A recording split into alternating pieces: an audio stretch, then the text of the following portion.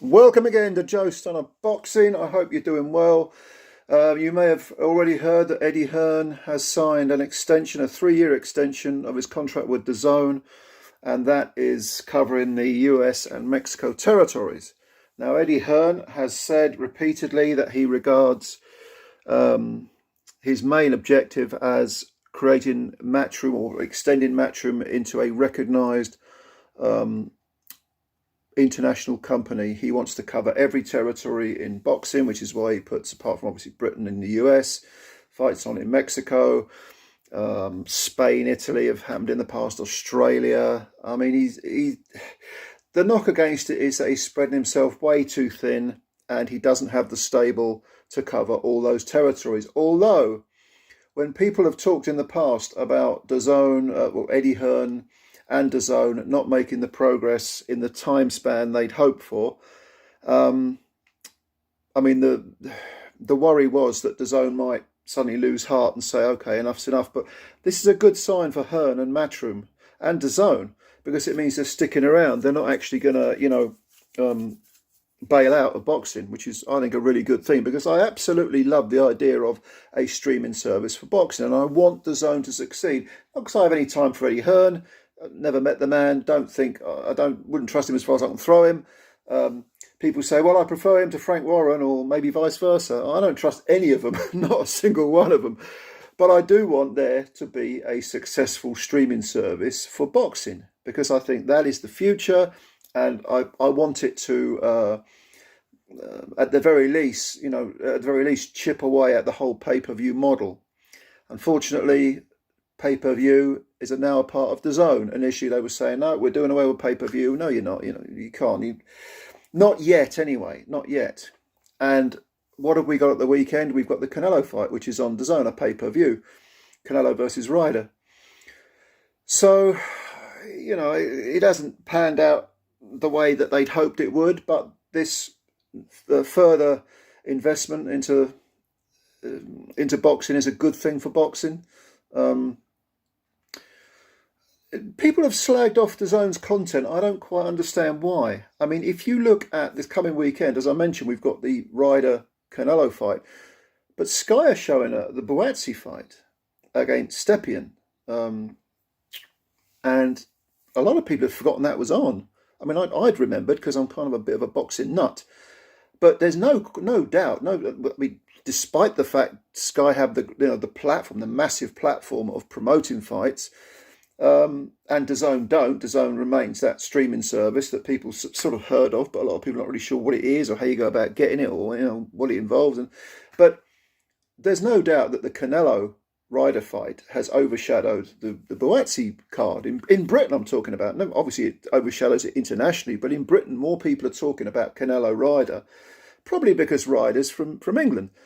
But the Buatsi card it's been pushed to one side, and I think a part of that is that if you look at the Buatsi undercard, it's woeful. It's just very, very poor. I mean, you've got some names on there. Ben Whittaker's on there, but who's he fighting? Some guy who apparently fought Hughie Fury and lost to not Hughie Fury, Tommy Fury, and lost to Tommy Fury. You've got a few other names, but they're not against anyone. There's no depth to the card. And when Hearn and Matchroom were at Sky, the strength was that they put on, even if the main event wasn't that great, which occasionally it wasn't. Most of the main events, I think, when Matchroom were at Sky were good, but the depth of the card, I mean, it really built British boxing up, having to diminish to the level of where pay-per-view didn't exist anymore, thanks to the, Audley Harrison, David Hay farce, and the fact that, you'd expect maybe a British title fight in a leisure centre somewhere, or some sporting location, and then you'd have maybe a Midlands area undercard. Suddenly there were these big arena fights with, great deal of depth in the card. Boxer are struggling to recreate that type of level of content. And Ben Shalom is nowhere near as charismatic as Eddie Hearn. Eddie Hearn, whatever you think of him, and I have serious reservations about him, but he is a charismatic guy and a silver-tongued talker. Shalom isn't. Shalom has, a rather dour, monotone voice, and he may be a nicer guy than Hearn. For all I know. I honestly don't know. I've never met these people, but he's not a great internet social media presence. He doesn't have that, sharp salesman's technique, that patter. So I don't know. I think, and also, of course, Boazzi is new to Sky, not new to Sky, but new to Box. So it's a return to to Sky for him under the Boxer banner, and he's got to put it, as the card is so thin. He's got to put on a show, otherwise that whole card will be a washout. Now, of course, Canelo against Ryder. Everyone thinks Canelo's going to smash through Ryder, and that may well happen. But the figures will still be big. They'll still be massive, and a lot of people in Britain are going to want to check out that fight. So anyway, getting back to DAZN, I think their content is still better than anything that Shalom or Frank Warren over at Queensbury puts on. And British content, well, it's slipped. It's clearly slipped, because a lot of the B-level fighters, the big undercard fighters, the attractive undercard fighters have left Matchroom. There's no doubt about that. And they've gone elsewhere, including some of the bigger names like Coley and Boazzi.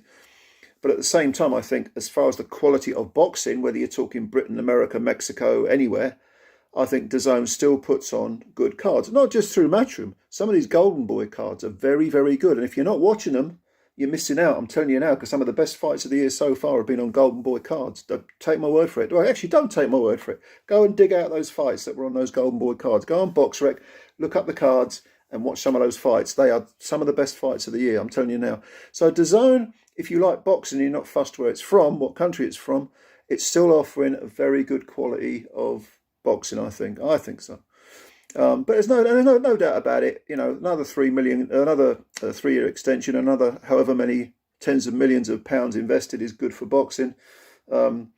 And maybe DAZN will spread its wings and bring in other promoters. Why stick with just Hearn and Oscar De La Hoya, Golden Boy and Matchroom? Why stick with those? Why not bring in other promoters?